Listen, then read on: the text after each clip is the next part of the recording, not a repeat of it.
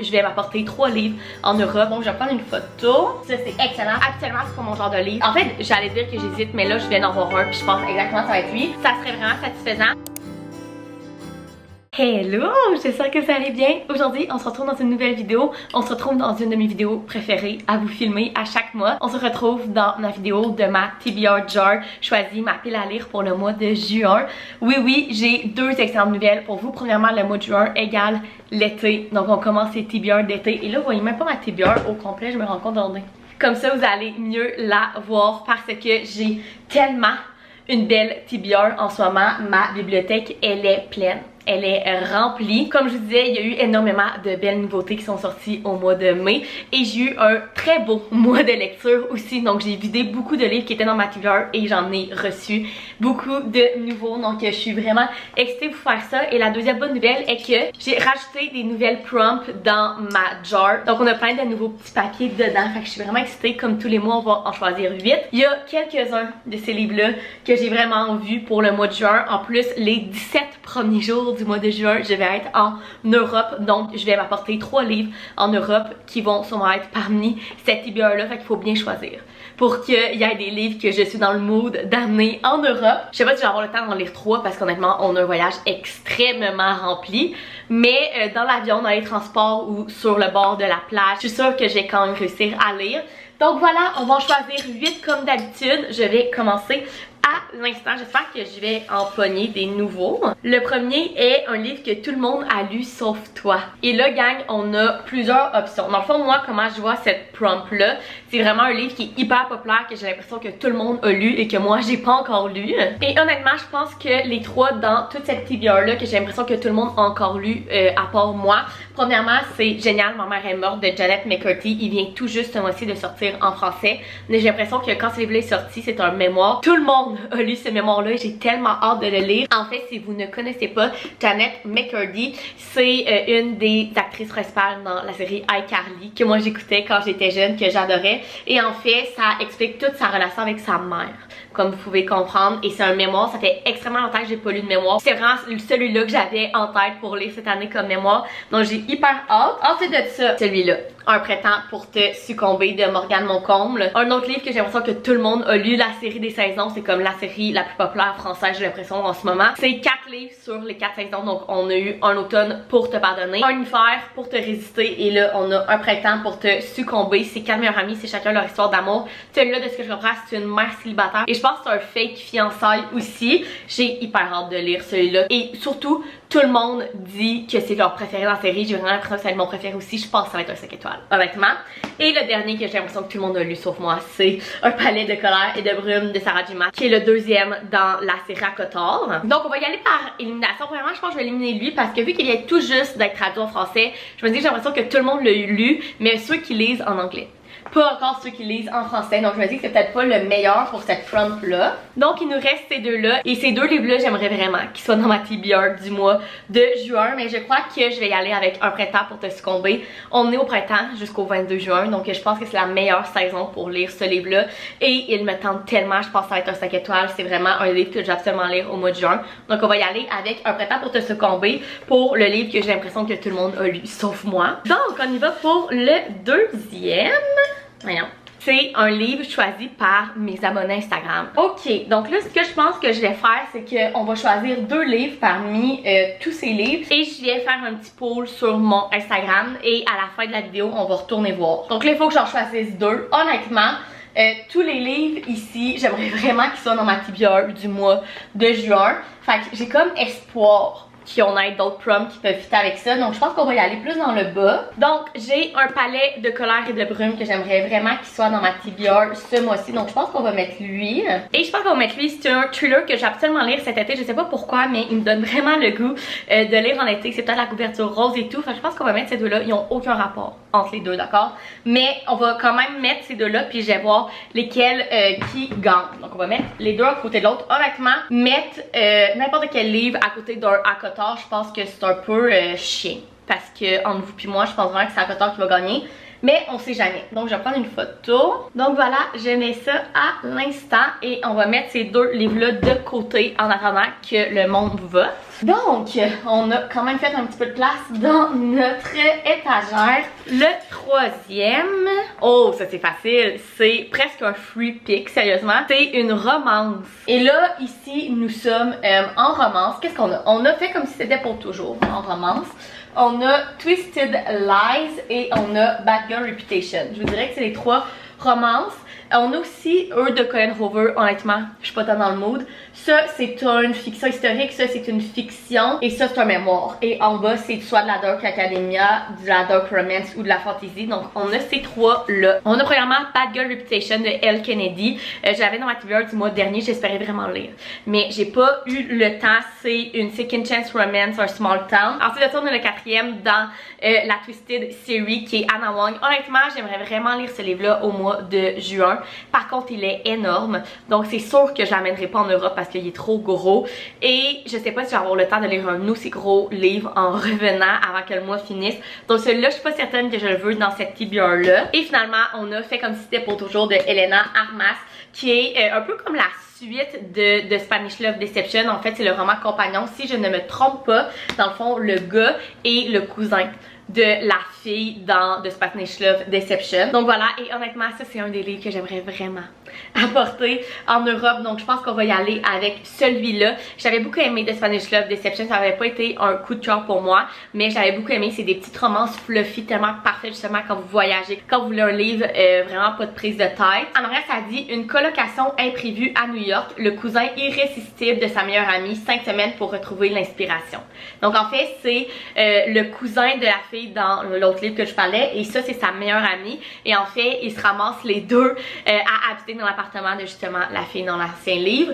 Et ici notre personnage principal est auteur, elle a comme le syndrome de la page blanche, donc il décide de faire des dates pour qu'elle retrouve l'inspiration. Donc c'est tout ce que je sais, mais je sais que je veux l'apporter en Europe, donc on va y aller avec lui. Je suis vraiment excitée. Ok, ensuite maintenant on est rendu au quatrième. Oh, c'est simple ça. Un livre avec un titre de 2 mots. Donc, bon, on a pour toi. Est-ce que les apostrophes comptent? Je pense que oui, hein.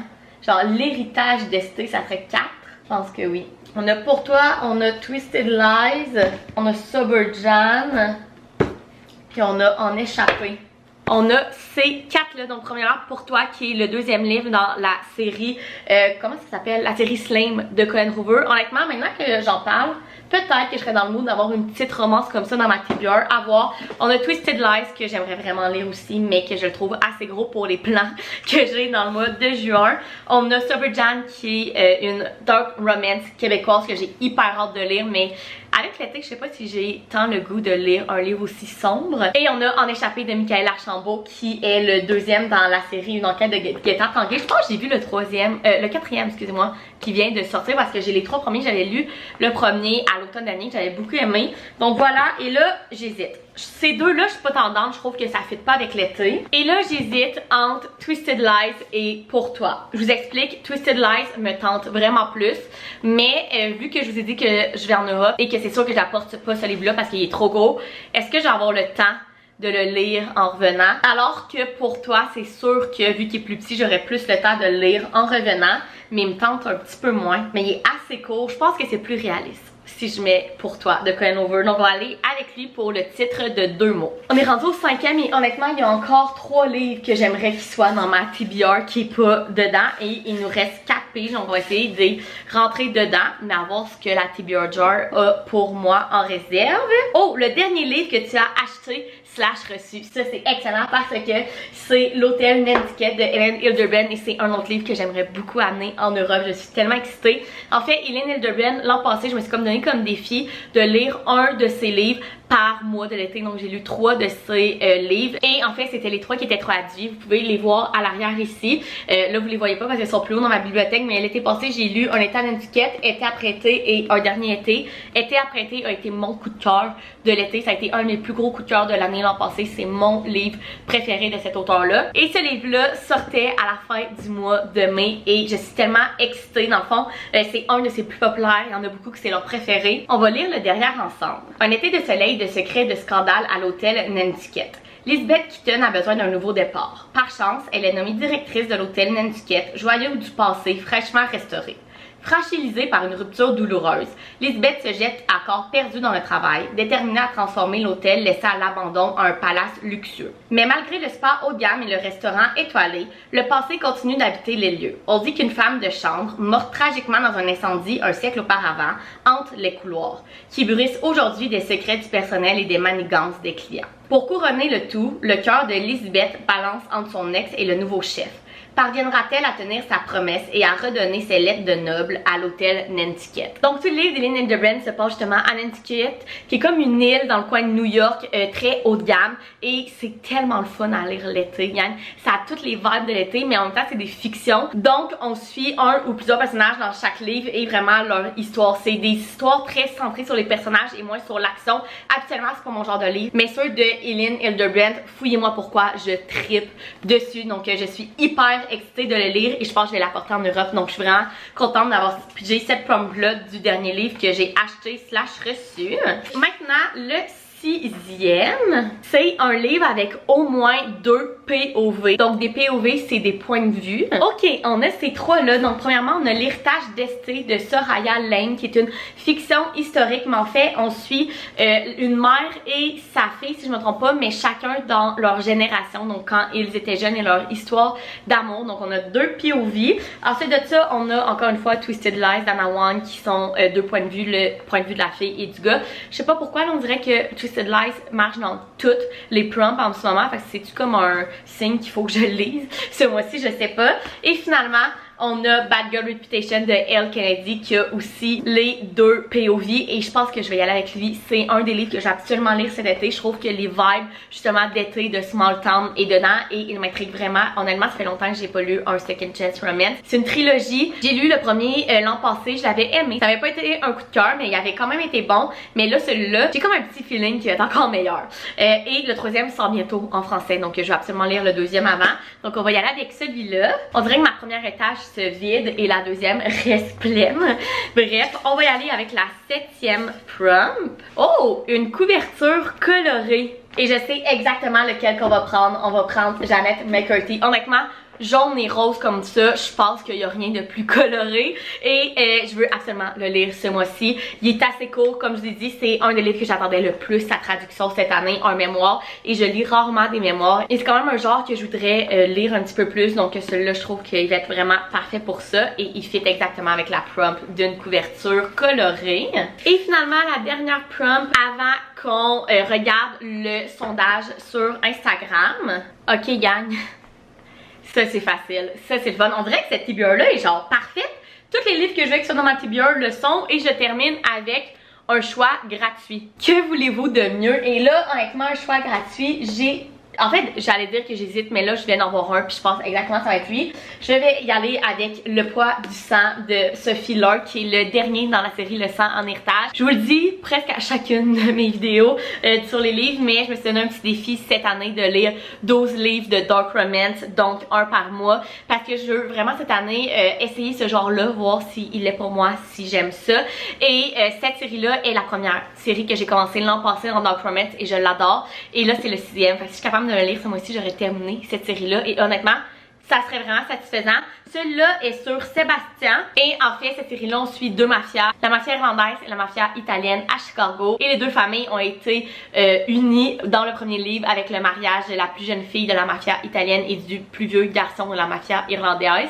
Et ensuite de ça, chaque livre est l'histoire d'amour d'un des autres enfants dans ces 2 familles-là et celui-là c'est le dernier sur Sébastien, donc c'est le seul qui a pas encore eu son livre et je suis vraiment excitée. Je sais rien à propos de ça, mais j'ai super hâte de lire et de terminer cette série-là, donc je vais prendre celui-là pour mon choix gratuit. Et puis là, on va retourner sur Instagram pour voir le choix. Honnêtement, ça fait comme pas tant longtemps qu'il est là, ça fait 16 minutes. Ok, je pense qu'on a, je suis vraiment surprise, mais je pense qu'on a un gagnant qui est Amitié Assassinée, qui a gagné de 62% contre 38% pour un palais de colère et de brume. Je suis vraiment surprise, Dan. Je m'attendais vraiment à ce que ACOTAR gagne. Mais regardez, je voulais absolument lire ce thriller-là ce mois-ci. Fait que ça va peut-être être maintenant. On va remettre ACOTAR dans ma bibliothèque. Honnêtement, je suis vraiment surprise. Mais c'est pas plus mal parce que je veux vraiment lire ce thriller-là cet été. Donc le choix de mes abonnés Instagram, c'est Amitié assassinée de Geneva Rose. Nous avons donc officiellement la TBR pour le mois de juin. Je suis vraiment excitée. Tous les livres que je voulais qu'ils soient dans ma TBR le sont. J'ai une bonne sélection à apporter en Europe aussi. Donc on fait un petit recap. Donc premièrement, pour le livre que tout le monde a lu sauf moi, j'ai Un printemps pour te succomber de Morgane Moncomble. Pour une romance très simple, j'ai pris Fait comme si c'était pour toujours de Helena Armas. Pour un titre avec 2 mots, j'ai pris Pour toi de Colin Hoover. Pour le dernier livre que j'ai acheté / reçu, j'ai pris L'Hôtel Nantucket de Eileen Hilderbrand. Pour un livre avec au moins 2 POV, j'ai pris Bad Girl Reputation de Elle Kennedy. Pour une couverture colorée, j'ai pris Génial, ma mère est morte de Janet McCurdy. Pour mon choix gratuit, j'ai pris ma Dark Romance du mois qui est Le poids du sang de Sophie Lork. Et finalement, pour le choix de mes abonnés Instagram, ils ont voté pour Amitié assassinée de Geneva Rose. Donc voilà les 8 livres dans ma TBR. Honnêtement, je suis tellement excitée. Tous les livres que j'avais le goût de lire ce mois-ci, ils sont. Donc je suis vraiment contente. Il y en a 3 d'entre eux qui vont venir avec moi en Europe. J'espère pouvoir tous les lire là-bas. Il y a plein de belles sorties qui arrivent aussi en juin. Honnêtement, cette année, on est tellement gâtés avec les sorties. J'ai l'impression que l'année passée, on n'avait pas des aussi hautes que cette année. Je sais pas pourquoi, mais il y a plein de belles sorties qui arrivent. Pour vous donner des petits hints, il y a Daisy 8 qui va sortir en juin. Il y a The Cheat Sheet qui sort chez Femme Marion, que j'ai tellement hâte de lire une belle romance. Il y a Rendez-vous au bord du lac de Carly Fortune. Il y a Archer's Voice. Il y a Bodyguard le 5e. Il y a Wildfire qui est la suite, le roman compagnon de Icebreaker, qui a été mon premier coup de cœur de l'année, que j'ai tellement hâte qu'il sorte. Il y a Yellowface de Rebecca F. Kwan, j'ai tellement hâte. Il y a aussi Divine Rivals de Rebecca Ross. Si vous aimez la fantasy, je suis sûre que vous attendez ça avec impatience.